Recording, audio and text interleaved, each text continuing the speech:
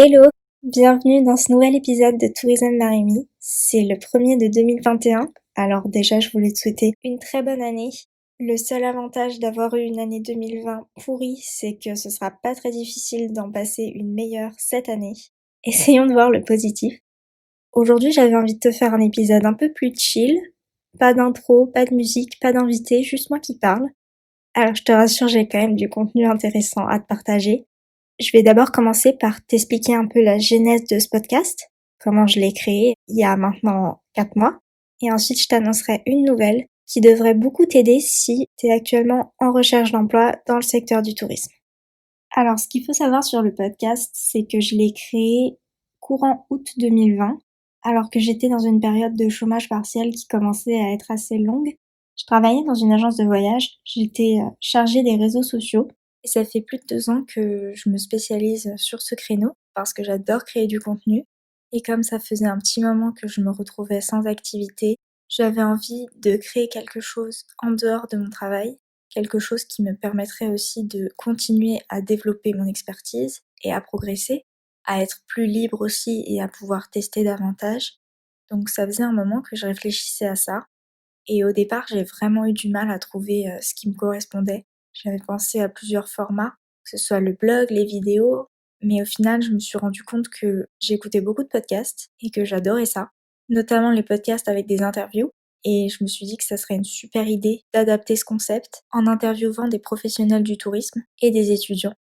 Et en fait, le podcast, il a 3 objectifs.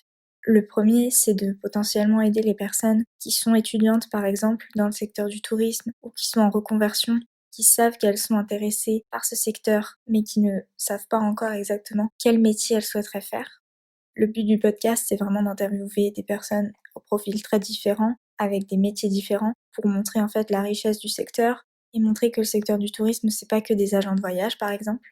Le deuxième but, c'est aussi un peu de pouvoir se créer un réseau indirectement. Cette idée, elle m'est aussi venue d'un cours que j'avais quand j'étais en master tourisme, qui s'appelait conférence de spécialistes.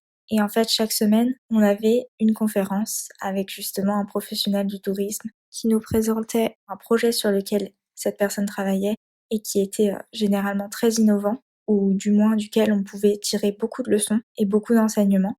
Et je me souviens qu'après chaque conférence, si je pouvais pas aller voir la personne, je l'ajoutais sur LinkedIn et ça me permettait en fait de construire comme ça mon réseau petit à petit. Et depuis que j'ai commencé à travailler, j'ai remarqué que je rencontrais beaucoup moins de personnes du secteur puisque forcément, on n'embauche pas de nouvelles personnes tous les jours. Dans mon poste, j'avais pas forcément l'occasion d'assister à des événements, donc mon réseau commençait un peu à stagner. Et je me suis dit qu'en rencontrant de nouvelles personnes via ce podcast, en les interviewant, ça permettrait aussi à ses auditeurs et donc à toi de pouvoir aussi te créer ton réseau indirectement, puisqu'en général, en description, je te laisse toujours au moins le LinkedIn de la personne interviewée si jamais tu veux la contacter, en savoir plus. Donc ça, c'est le deuxième objectif. Et le troisième objectif du podcast qui est venu un peu pendant que le train était en marche, c'est aussi le fait de s'informer autrement. C'est vrai qu'il y a beaucoup de presse spécialisée dans le secteur du tourisme, mais pas forcément d'autres formats. En tout cas, je ne connais pas de format qui permet de s'informer sur YouTube ou en podcast. Si jamais tu en connais un, tu peux me le dire en commentaire ou me l'envoyer par DM. Je regarderai ça avec très très grand plaisir puisque ça m'intéresse vraiment. Mais en tout cas, pour l'instant, j'en connais pas. Et je me suis dit que ça pouvait aussi être intéressant de faire des épisodes thématiques, comme j'en ai fait récemment avec par exemple Jean-Baptiste Tréboul, qui est le directeur de la publication de la revue Espace, qui cette fois ne te présente pas son parcours, mais vraiment la revue Espace, les coulisses, comment est-ce que le bimestriel fonctionne, sa plateforme d'emploi, d'événements, de marché public, comment sont choisis les sujets, etc. Ou alors le dernier épisode avec Nicolas Messager qui est centré sur le tourisme de montagne et le lien avec les transports terrestres. Je te mettrai d'ailleurs ces épisodes en description si jamais ça t'intéresse. Mais du coup, ouais, c'est vraiment l'objectif que j'avais en tête. J'ai encore d'autres idées de format à venir, mais chaque chose en son temps. Et je suis déjà super contente d'avoir réussi à mettre un peu le podcast sur pied, même si c'est pas parfait, bien sûr. Donc voilà, c'est vraiment de là qu'est né le podcast. Et j'avais pas mal de temps pour m'en occuper puisque j'étais en chômage partiel. Mais c'est là que vient la nouvelle que je voulais t'annoncer. C'est qu'en fait, je me baladais sur LinkedIn et j'ai vu une offre d'emploi de social media manager pour la Monnaie de Paris, qui est pas forcément un établissement touristique, mais qui a quand même un musée et qui a quand même des liens forts avec le patrimoine, la culture, le savoir-faire. Et c'est vrai que j'ai tout de suite été attirée par l'annonce, alors j'ai décidé de postuler. Et ça s'est fait très vite puisque en l'espace de 2 semaines, j'ai passé les entretiens et on m'a dit que j'avais été prise pour le poste. Donc c'est un peu dépassée par les événements que j'ai décidé de démissionner de l'agence de voyage dans laquelle j'étais en chômage partiel depuis plus de 8 mois pour commencer cette nouvelle aventure. Et c'est super, je suis hyper contente, mes premiers jours se sont hyper bien passés. Mais c'est vrai que du coup, je passe d'une situation où j'avais tout mon temps que je pouvais dédier au podcast à une situation où je travaille du lundi au vendredi de 9h à 18h. Donc forcément, ça nécessite plus d'organisation de mon côté, une meilleure discipline aussi, si je veux poursuivre ce projet, et c'est ce que je souhaite faire parce que je le trouve hyper enrichissant et je m'amuse beaucoup en te proposant ces épisodes. J'ai commencé à prendre mon nouveau poste mi-décembre et jusqu'à aujourd'hui, tu peux voir que j'ai réussi à continuer à poster un nouvel épisode chaque dimanche malgré tout. J'espère que je vais réussir à tenir le rythme dans les semaines et les mois à venir. En tout cas, je vais vraiment faire de mon mieux pour que ce soit le cas, mais malheureusement, je peux rien promettre. Mais bon, si je te dis ça, c'est pas du tout pour me la péter ou pour me plaindre que j'ai trop de travail, pas du tout. C'est juste pour te dire que c'est possible de trouver un emploi en cette période compliquée, même dans le secteur du tourisme.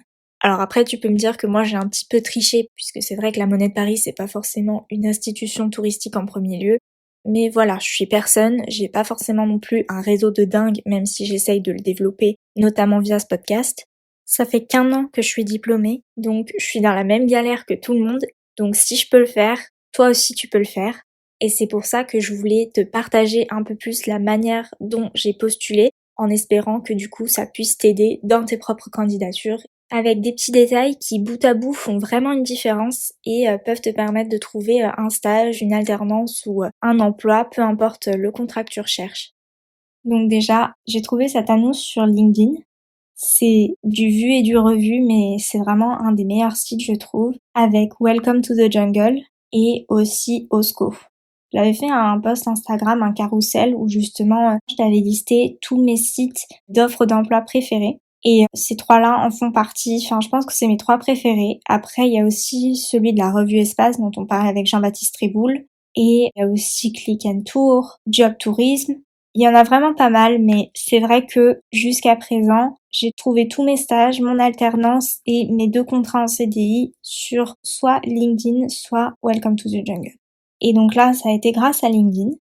Et ensuite, j'ai vraiment relevé tous les mots-clés. Et ça, dans le but, en fait, de personnaliser mon CV et ma lettre de motivation en ce sens. Parce que il peut y avoir plusieurs manières de décrire une mission, mais ça va être beaucoup plus facile pour le recruteur de se rendre compte si tu corresponds bien à l'annonce ou pas, si tu utilises exactement les mêmes mots qu'il a utilisés pour une mission. Comme ça, vous êtes sur la même longueur d'onde. Parce que peut-être que tu as un CV général que tu as l'habitude d'envoyer un peu à tout le monde dès que tu vois une offre qui t'intéresse. Mais le problème, c'est que il y a certaines choses qui vont correspondre et d'autres non. Surtout si tu hésites encore sur le type de poste que tu cherches.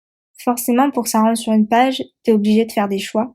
Et du coup, il y a certaines missions qui vont peut-être coller à un poste et d'autres que tu sais faire mais que tu n'auras pas mis. Donc, c'est important de bien personnaliser vraiment le CV et la lettre de motivation pour chaque candidature. Ça prend du temps. Moi, ma candidature, j'ai dû passer 2 après-midi entières dessus. Donc ça fait une journée, on va dire, de travail pour une seule candidature. Donc oui, c'est long. Mais au final, ça paye puisque j'ai fait qu'une seule candidature et j'ai été prise. Donc ça m'a évité d'envoyer 200 CV partout. Ensuite, au niveau du CV. Le fait de faire ça, ça t'aide aussi à justement hiérarchiser les missions. Parce qu'évidemment, tu peux pas tout mettre sur ton CV, surtout si tu as déjà plusieurs expériences. C'est possible que t'aies pas la place de toutes les mettre ou de détailler toutes les missions que tu as effectuées à chaque poste, mais c'est pas grave, parce que le plus important, c'est de mettre en avant les expériences qui répondent vraiment aux missions qui te seront demandées. Après, si tu as de la place d'en mettre plus, tant mieux, mets-le. Mais le plus important déjà, c'est de mettre ce qui est demandé sur la fiche de poste et de dire que tu as déjà une expérience là-dedans. Le reste, c'est du bonus. Ensuite, au niveau du CV, ce qui est très important aussi, c'est le design, évidemment. Moi, j'ai fait un truc qui a bien fonctionné, c'est que j'ai pris sur Google Images le PNG d'une monnaie or de la Monnaie de Paris sur laquelle était gravée la Joconde et je me suis prise en photo, un peu dans la même posture qu'elle. J'avais mis un châle sur mes épaules pour reproduire les vêtements un peu drapés qu'elle a sur elle. Et je me suis du coup photoshopée sur cette pièce à la place de la Joconde pour en faire ma photo de CV. Et en fait, ça a super bien marché parce que on m'en a parlé tout de suite à mon entretien en me disant que rien que pour l'effort de personnalisation de ma candidature, ils avaient vraiment envie de me recevoir. Juste pour me remercier d'avoir pris du temps pour eux, ils voulaient prendre un peu de temps pour moi. Donc ça permet tout de suite de retenir l'attention du recruteur. C'est vraiment une bonne idée si tu le peux. Si tu arrives à créer un lien entre ta photo et les activités de l'entreprise, ça peut vraiment être top. Et aussi, ce que j'avais fait, c'est que j'avais mis mon CV aux couleurs de la Monnaie de Paris. Donc, il y a un noir, ou c'est un anthracite très foncé, et aussi un doré beige assez clair. J'avais repris ça. Et donc, forcément, ça fait une petite attention en plus pour l'entreprise qui montre que vraiment tu as travaillé ta candidature. Aussi, un autre truc qui a bien fonctionné, c'est dans le titre de mon CV. Tu sais, en général, tu mets le nom du poste pour lequel tu postules. Et en fait, moi, j'avais mis objectif, frapper les esprits en tant que social media manager de la Monnaie de Paris. Parce que frappe la monnaie et les esprits, c'est le slogan de la Monnaie de Paris. Et je le trouvais assez cool. Je me suis dit que ça pouvait être bien de mettre ça en avant, que moi aussi je voulais frapper l'esprit du recruteur avec ma candidature. Donc voilà, j'avais aussi réutilisé ça et ça fait encore une attention supplémentaire. Et bout à bout, ça commence à faire pas mal, comme tu le vois. Enfin, le dernier truc que je trouve vraiment cool sur un CV, c'est d'avoir un peu une section originale. Donc pendant très longtemps, moi j'avais une section bucket list. Je trouve que dans le secteur du tourisme, c'est hyper pertinent. Et j'avais mis en fait plusieurs choses que je rêve de faire, notamment en voyage. Par exemple, j'adorerais voir des aurores boréales en Scandinavie. Donc du coup, je l'avais mis. J'ai aussi mis des choses que j'avais déjà réalisées. Par exemple, j'ai déjà participé au carnaval de Venise, costumée comme Marie-Antoinette. Donc ça, j'avais mis une petite case qui était cochée pour dire que je l'avais fait. Et voilà, j'avais mis plusieurs exemples. Ça peut montrer ta personnalité et aussi créer des sujets de discussion pendant l'entretien. Et après, pour remplacer cette section-là pour ma candidature à la Monnaie de Paris, j'ai mis en avant du coup le podcast Tourism Marimi, puisque je passe quand même beaucoup de temps à travailler dessus. Et comme j'essaye aussi d'alimenter mon compte Instagram et mon LinkedIn avec ce contenu, du coup, ça participe aussi à la gestion des réseaux sociaux et ça permet de faire une preuve supplémentaire comme quoi je sais faire, entre guillemets. Donc si jamais tu as des projets personnels qui sont en rapport, c'est encore mieux, mais si jamais qui ne sont pas en rapport mais qui peuvent être très intéressants à mettre en avant, qui peuvent révéler des qualités ou des compétences que tu as, faut surtout pas hésiter à les mettre, évidemment. Ensuite, concernant la lettre de motivation, il y a un plan qui fonctionne bien. Premier paragraphe, c'est de parler de l'entreprise. Deuxième paragraphe, c'est de parler de toi. Et le troisième paragraphe, c'est de parler de vous. Dans le sens, qu'est-ce que toi et l'entreprise, vous pouvez vous apporter mutuellement. Donc, par exemple, moi, dans le premier paragraphe, pour parler de la Monnaie de Paris, j'ai aussi fait un move que je trouve assez intelligent, sans vouloir me jeter des fleurs. C'est que j'ai commencé par une question et un compliment. En fait, je leur ai mis salutations d'usage, madame, monsieur, et ensuite, j'ai mis pourriez-vous adresser mes compliments aux équipes marketing et communication. En effet, votre slogan a bien frappé mon esprit car il met en avant toute la dualité de la Monnaie de Paris. Et ensuite, en fait, je reprends pas mal le vocabulaire numismatique avec l'avers et le revers de la pièce, pile, face, etc. Je pense que je te mettrai ma lettre en description si jamais tu veux voir un peu le modèle que j'ai suivi et avoir le plan bien en tête. Et ensuite, dans le deuxième paragraphe, j'ai plutôt parlé de moi en faisant une transition en disant que je serais vraiment heureuse de pouvoir contribuer à faire rayonner la Monnaie de Paris aux côtés de collaborateurs très talentueux. Et ensuite, je parle de moi en donnant pas mal d'exemples de mes expériences, où est-ce que j'ai travaillé quand j'étais en alternance, mon premier CDI, comment je me suis occupée des réseaux sociaux, sur quels canaux, si c'était plutôt de l'organique ou du paid. Enfin, là, je développe pas mal de choses sur moi. Et ensuite, dans le dernier paragraphe, j'explique que vu que j'ai déjà géré ça, du coup, je me sentirais totalement capable et légitime de le faire pour eux aussi. Ensuite, je fais un petit teaser à la fin en disant que j'ai pas mal d'idées déjà de jeux concours, par exemple, qu'on pourrait faire, que je serais ravie, en fait, de les partager avec eux et que du coup, je me tiens à leur disposition pour se fixer une date d'entretien. Ça, c'est une lettre qui fonctionne assez bien. Ça a marché plusieurs fois pour mes 2 CDI, du coup, pour celui à l'agence de voyage et celui à la Monnaie de Paris.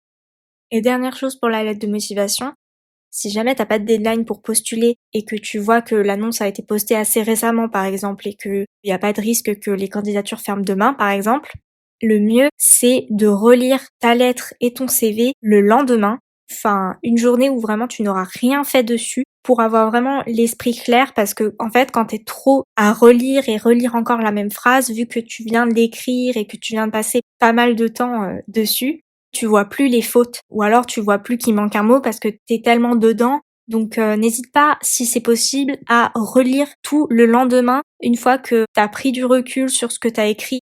Les fautes d'orthographe, c'est vraiment rédhibitoire. Donc c'est la meilleure méthode. Ça prend un peu plus de temps encore, hein. C'est vrai que une fois qu'on a terminé de rédiger son CV, sa lettre de motivation, on n'a qu'une envie, c'est de l'envoyer. Mais c'est hyper important parce que ce serait trop dommage que ta candidature soit écartée à cause d'une erreur d'inattention. Donc ensuite, une fois qu'on te recontacte pour un entretien, déjà félicitations. C'est pas gagné, mais je pense que t'as passé l'étape la plus difficile à ce stade-là. Mais c'est pas pour autant qu'il faut lâcher. Et justement, le truc donc c'est de se renseigner au maximum sur l'entreprise. Normalement, si t'as déjà bien personnalisé ton CV et ta lettre de motivation, t'as pas besoin de rebosser cette partie. Tu devrais déjà en savoir pas mal. Mais bon, si jamais t'as un peu de temps devant toi, hésite pas à développer encore plus. Ensuite, si vraiment tu le peux, moi je sais que ça fonctionne bien pour le social media, mais peut-être que pour d'autres métiers ça fonctionne pas, mais si jamais tu peux, fais-le, c'est de faire un PowerPoint. Comme je te disais, moi dans ma lettre de motivation, à la fin je leur dis que j'ai des idées de concours, que j'ai des idées de postes, et que je serais ravie de leur présenter. Eh ben, j'ai pas dit ça à la légère puisque j'ai préparé un PowerPoint où en fait, j'ai fait des simulations de posts. J'ai utilisé des templates de posts Facebook, de posts Instagram, de posts Twitter où en fait j'ai mis la photo de profil de la Monnaie de Paris, leur social handle, et j'ai écrit des posts comme si je voulais promouvoir quelque chose. J'ai repris des photos qui étaient déjà postées sur leurs réseaux sociaux, et j'ai réécrit les posts en essayant de montrer ma plume, mais aussi que je sais m'adapter à leur charte graphique en utilisant leur tone of voice, en sachant traquer les liens, en étant un petit peu maligne pour essayer de créer de l'engagement, etc. J'ai aussi proposé du coup des idées de concours en disant voilà les KPIs que je traquerais, etc. Le but c'est vraiment de montrer que je sais de quoi je parle en fait.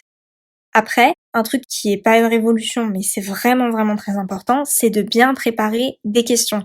Vraiment, note-les toi. Moi, on m'a jamais rien dit parce que j'avais un carnet où je prenais des notes et où j'avais déjà plein de notes de prêtes avec des questions, des mémos sur des infos de l'entreprise que je trouvais intéressant et que je voulais être sûre d'avoir sous les yeux si jamais. Donc, hésite pas à préparer plein de questions et aussi à challenger un peu l'entreprise. Par exemple, à mon deuxième entretien avec la Monnaie de Paris, j'ai posé une question qui m'est venue plus tard, après le premier entretien, quand j'en discutais avec mes proches. C'est qu'on s'est rendu compte qu'on n'était pas sûr des cibles que visait la Monnaie de Paris. Et du coup, c'est important quand même comme question parce que quand tu fais de la communication, tu la fais pas dans le vent. Il faut bien que tu t'adresses à quelqu'un, sinon ça n'a pas de sens. Donc j'ai posé cette question et le directeur marketing m'a tout simplement répondu que c'était la meilleure question qu'on lui ait jamais posée en entretien. Et en fait, ça peut paraître un peu déstabilisant de poser ce genre de questions. On pourrait penser qu'on montre un peu une faiblesse en disant je n'ai pas compris. Ou alors que ça pourrait être un peu offensant, dans le sens où je comprends pas votre communication, elle est peut-être pas si bien que ça.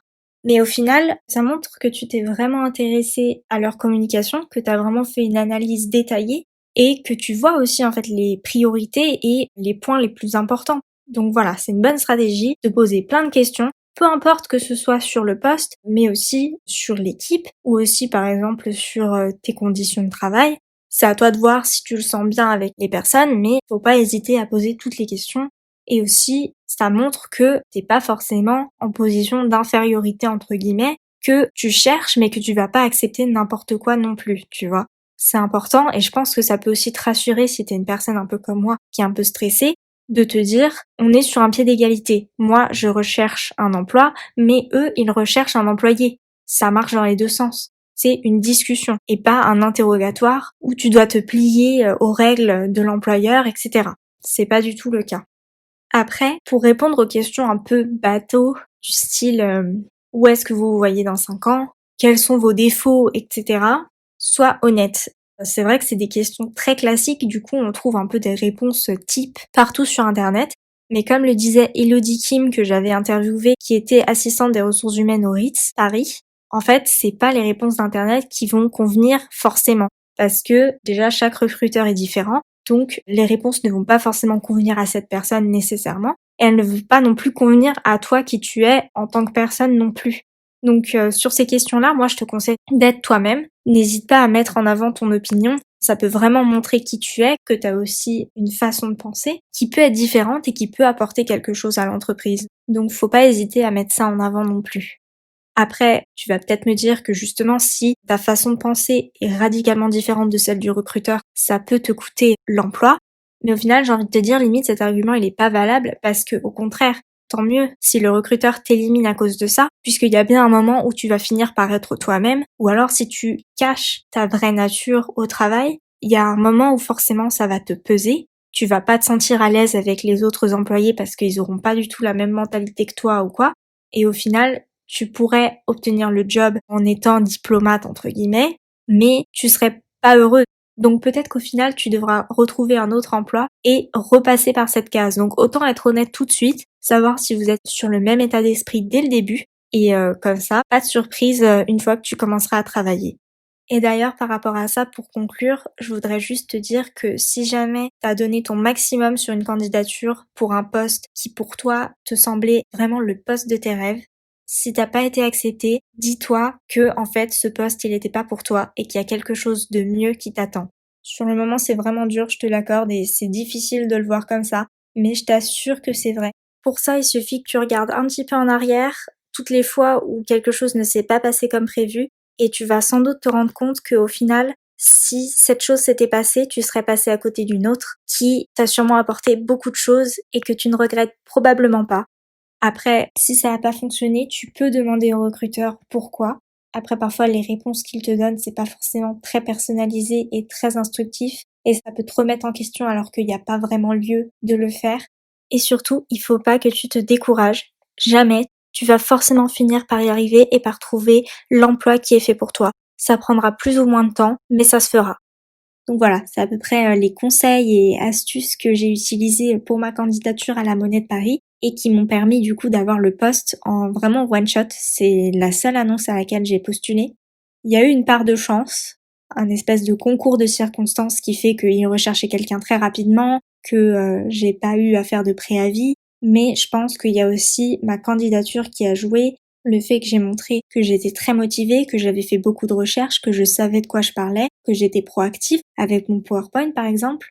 Si t'es jeune comme moi, que tu sors à peine de l'école par exemple, ou que t'as très peu d'expérience, faut pas croire que l'expérience fait tout. Parce que je sais que quand j'ai passé le deuxième entretien, on m'a dit qu'il restait que 2 personnes, donc moi et un autre candidat. Et on m'a dit après coup que cet autre candidat était beaucoup plus âgé que moi et qu'il avait beaucoup plus d'expérience.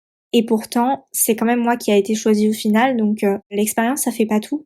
Si tu montres que t'es motivé, que t'es débrouillard aussi, parce que ça, la débrouillardise, c'est pas si facile que ça à acquérir, contrairement à de l'expérience. Une fois que t'es embauché quelque part, forcément tu gagnes en expérience. Mais la débrouillardise, c'est quelque chose que tu dois avoir en toi et que tu dois stimuler de toi-même.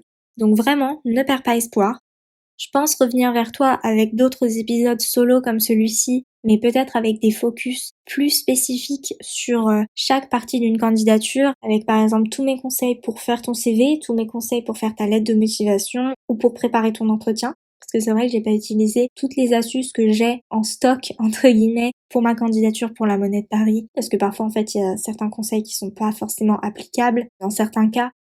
Je pensais aussi de faire une série de vidéos sur ces points spécifiques, comment j'ai fait mon CV, comment j'ai fait ma lettre de motivation, comment j'ai préparé mon entretien, pour que vraiment tu puisses voir les outils que j'utilise, comment je les utilise, comment je mets vraiment en application tous ces conseils, parce que je te les ai dit à l'oral, mais c'est vrai que visuellement et avec des exemples plus concrets, je pense que ça pourrait vraiment mieux t'aider et vraiment illustrer ce que je t'ai dit dans cet épisode. Donc n'hésite pas à me dire aussi si ça t'intéresse, que ce soit dans les commentaires ou tu m'envoies un DM sur Instagram ou sur LinkedIn, il n'y a pas de souci. Tout est dans la description. Je peux pas te dire quand ces podcasts ou quand ces vidéos sortiront encore, mais en tout cas c'est vraiment quelque chose que j'ai en tête et que j'ai envie de mettre en place. Donc voilà, n'hésite pas à me dire si ça t'intéresse et je me mettrai dessus en priorité. Et je te le dis à chaque épisode, mais vraiment plus que jamais, je t'invite à consulter la description du podcast. Je vais y lister tous les épisodes que j'ai cités aujourd'hui et aussi je vais te mettre mon CV et ma lettre de motivation et le PowerPoint que j'avais préparé pour ma candidature pour la Monnaie de Paris. Comme ça pourra te donner une vision plus claire de ce que j'ai fait en attendant que les vidéos sortent. Bon courage dans tes recherches, 2021 cette fois c'est vraiment ton année. Prends bien soin de toi et à la prochaine pour un nouvel épisode de Tourisme Marimi. Salut!